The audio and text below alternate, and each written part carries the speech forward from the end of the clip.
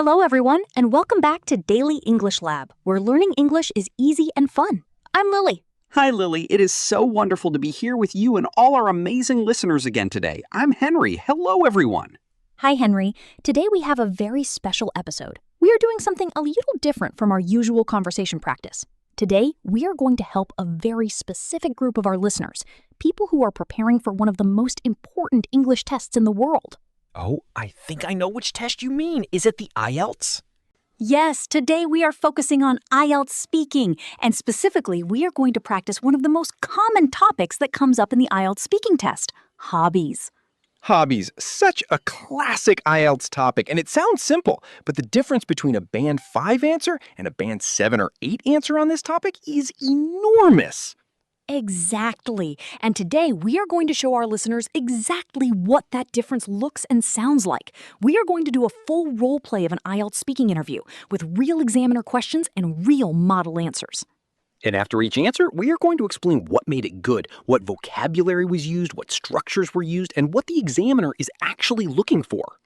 Yes, so whether you are taking IELTS soon or just want to improve your spoken English to a higher level, this episode is going to be incredibly valuable. Before we start, everyone, please remember to subscribe to our channel, Daily English Lab. Click the like button and share this episode with a friend who is preparing for IELTS or learning English. It helps us so much. It really does. Thank you. Now, let us set the scene. In the IELTS speaking test, there are 3 parts. Part 1 is a short introduction and general questions. Part 2 is a long turn, where you speak for 1 to 2 minutes about a given topic. And Part 3 is a discussion of more abstract and complex questions related to the Part 2 topic. Today, we are going to practice all 3 parts using hobbies as our topic. I will play the IELTS examiner, and Lily will give the model answers. And after each section, we will break it down together. Ready, Henry? Ready. Let us begin. Good morning. My name is Henry, and I will be your examiner today. Can you tell me your full name, please? Good morning. My name is Lily Chen. Thank you, Lily. And where are you from? I am originally from Taipei in Taiwan, but I have been living in London for the past 2 years while I study. Great. Now, I am going to ask you some questions about your daily life. Let us talk about hobbies and free time activities. Do you have any hobbies? Yes, I do. I have quite a few, actually, but my main hobby is photography. I have been really passionate about it for about 3 years now. I love going out on weekends with my camera and capturing everyday moments, street scenes, nature, portraits of people.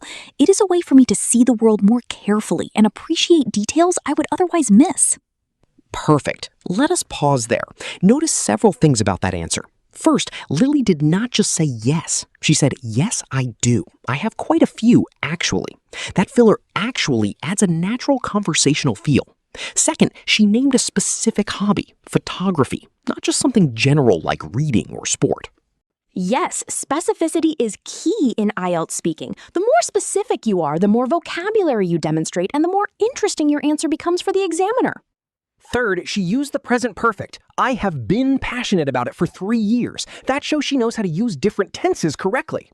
And fourth, she explained why she loves it, not just what it is. That shows depth of thought. Exactly. The why is always more impressive than the what. Anyone can name a hobby, but explaining why it matters to you shows real language ability and personality. Back to the role play. How often do you practice this hobby?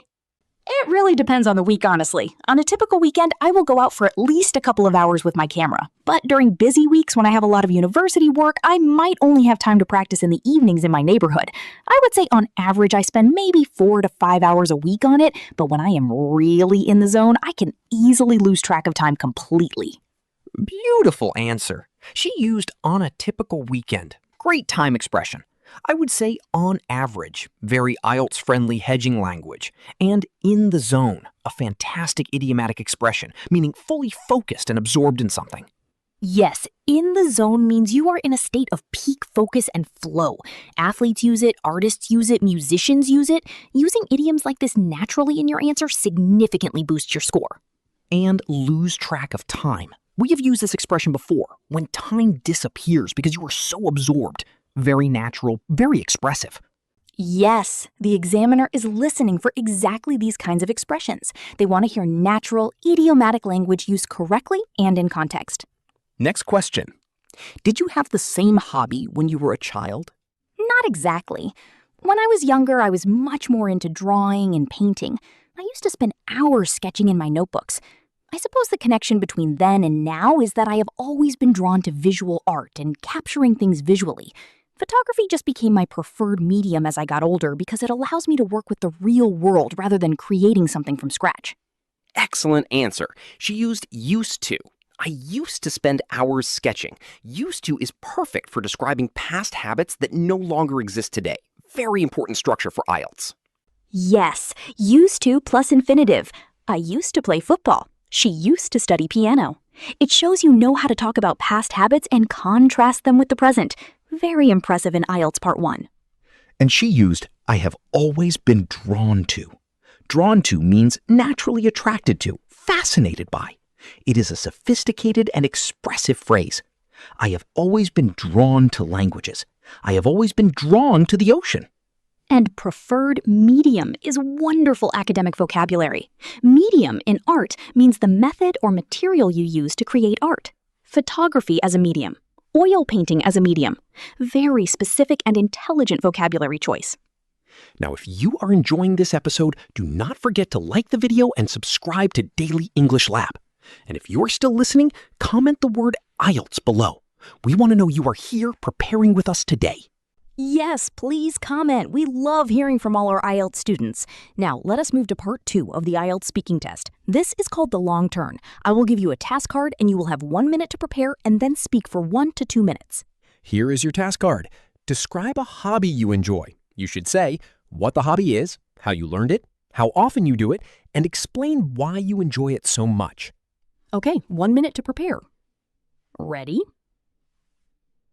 The hobby I would like to talk about is photography, which, as I mentioned, is something I have been deeply passionate about for the past 3 years. I first got into it quite by accident, actually. A close friend of mine who was a semi-professional photographer invited me to join him on one of his shoots one Saturday morning.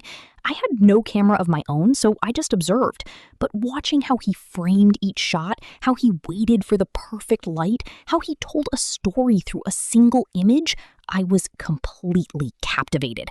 That same week, I bought a secondhand camera, and I have not looked back since. Pause. Already so many excellent phrases. Got into it quite by accident, meaning you discovered it unexpectedly. Semi-professional, not fully professional, but more than a beginner. Framed each shot. Technical photography vocabulary showing expertise. And I have not looked back since. A wonderful idiomatic expression, meaning once you started, you never wanted to stop or return to your previous state.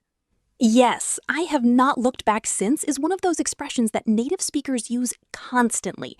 I bought my first guitar 10 years ago, and I have not looked back since. I moved to this city 3 years ago, and I have not looked back since.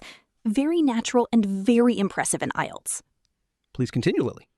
In terms of how often I practice, I go out shooting at least once a week on weekends.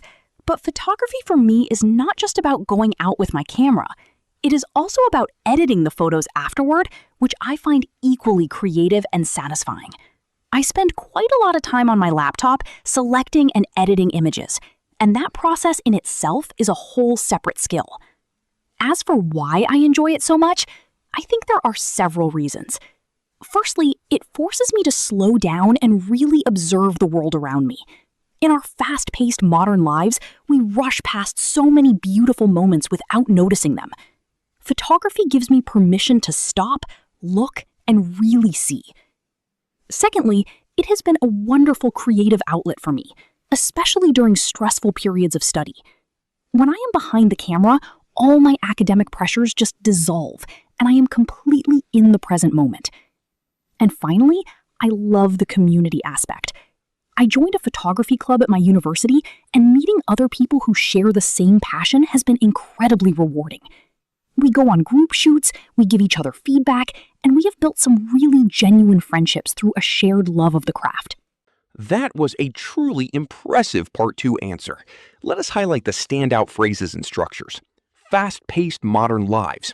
excellent contemporary vocabulary. Creative outlet. This means an activity that allows you to express creativity and release emotional tension. Very common IELTS vocabulary. Dissolve. When the pressure's dissolved, it means they disappeared completely, not just decreased. Dissolved, like sugar in water, completely gone. Very expressive verb choice. In the present moment. Very modern wellness vocabulary. Shows range of register. Community aspect. She is talking about the social dimension of the hobby, showing she can discuss multiple dimensions of a topic. And the craft. Calling photography the craft elevates it. It means a skill requiring dedication, technique, and artistry. Referring to your hobby as a craft shows respect for its depth and complexity. Now let us move to Part 3. Part 3 questions are more abstract and require you to discuss ideas at a higher level. Not just your personal experience, but society, trends, opinions. Ready, Lily? Ready. First Part 3 question. Do you think people today have enough free time to pursue hobbies? That is a really interesting question. Honestly, I think it varies enormously depending on the individual and their circumstances. People in demanding careers or those raising young children often struggle to carve out time for personal interests. However, I would argue that for many people, the issue is less about having no time and more about how they choose to spend the time they do have. Research suggests that the average person spends several hours a day on their smartphone or social media, so theoretically, the time is there. It is more a question of priorities and intentionality. Outstanding Part 3 answer. It varies enormously. Great way to introduce a nuanced answer without just saying yes or no. Carve out time means to deliberately create space in a busy schedule. Very sophisticated expression. And I would argue this is a classic IELTS academic phrase. It introduces your opinion in a measured and intellectual way. Not I think, not I feel, but I would argue. Much more impressive. And intentionality, a beautiful abstract noun. It means being deliberate and purposeful in your choices. Using abstract nouns like this shows high grammatical range, which is a key IELTS scoring criterion. Yes, the IELTS examiner is specifically listening for grammatical range and accuracy and lexical resource, which means your vocabulary. Abstract nouns, idiomatic expressions, complex structures, all of these contribute to a higher band score. Second Part 3 question. How do you think hobbies benefit people's mental health? I think the benefits are quite profound, actually. From a psychological perspective, hobbies provide what experts call a state of flow, a mental state where you are so absorbed in a challenging and enjoyable activity that you lose all sense of time and self-consciousness. This state has been shown to reduce anxiety, increase feelings of competence, and significantly boost overall well-being. Beyond that, hobbies often provide a sense of identity and purpose that goes beyond professional life. Many people define themselves entirely through their job, which can be quite fragile. If you lose your job, you lose your sense of self.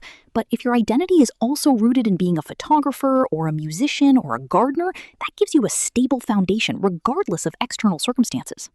Absolutely exceptional answer. State of flow, a real psychological concept. Using academic and psychological vocabulary shows intellectual breadth and sophistication. Sense of identity and purpose. Abstract vocabulary at its best. Fragile. Such a precise and intelligent word choice. Professional identity can be fragile. That single word does so much work. Rooted in, metaphorical language. Your identity is rooted like a tree, deep and stable, not surface level. Using metaphorical language naturally is a sign of very high language proficiency. And regardless of external circumstances, this is sophisticated connective language that wraps up a complex idea cleanly and intelligently. Very high band score territory. Final Part 3 question. Do you think traditional hobbies like sewing or woodworking are becoming less popular? It is a nuanced picture, honestly. On one hand, there's no doubt that digital entertainment and technology-based hobbies have captured a lot of the attention that previous generations devoted to traditional crafts. Younger people growing up with smartphones and gaming consoles are naturally drawn to those platforms. However, I would say there has also been a fascinating counter-movement in recent years. There seems to be a growing appreciation for slow crafts and making things by hand, perhaps as a reaction against the speed and disposability of modern digital culture. Knitting, pottery, bookbinding, bread making, these hobbies have all seen genuine revivals, particularly among younger urban populations. So I think the picture is more complex than a simple decline. Masterful answer. Nuanced picture. Immediately signals sophisticated analytical thinking. Counter movement. Vocabulary from sociology and cultural analysis. Very impressive. Disposability of modern digital culture? Wow, such precise and critical vocabulary. Disposability means things are designed to be thrown away and replaced. Applied to digital culture, it is a profound and original observation. Genuine revivals, not just becoming popular again, but genuine revivals. The word genuine adds authenticity and precision, and particularly among younger urban populations, shows ability to qualify and specify claims. Very high-level academic English. And the picture is more complex than a simple decline.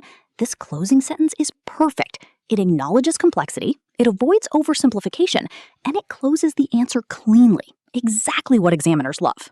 So to summarize what we learned today, for IELTS speaking about hobbies, you need specific vocabulary related to your hobby. Expressions like in the zone, lost track of time, creative outlet, have not looked back since, used to for past habits, I would argue for opinions, abstract nouns for part 3, and the ability to see multiple dimensions of a question rather than giving simple yes or no answers. Yes, and the single most important thing, never give one-sentence answers. Every answer should be extended, specific, and layered with vocabulary, examples, and reasons. For our question of the day, we want you to practice right now. Answer this IELTS Part 1 question in the comments. What is your favorite hobby and why do you enjoy it?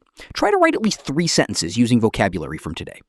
We cannot wait to read every single one. If this episode helped you, please subscribe to Daily English Lab. Give this video a big thumbs up and share it with a friend who is preparing for IELTS.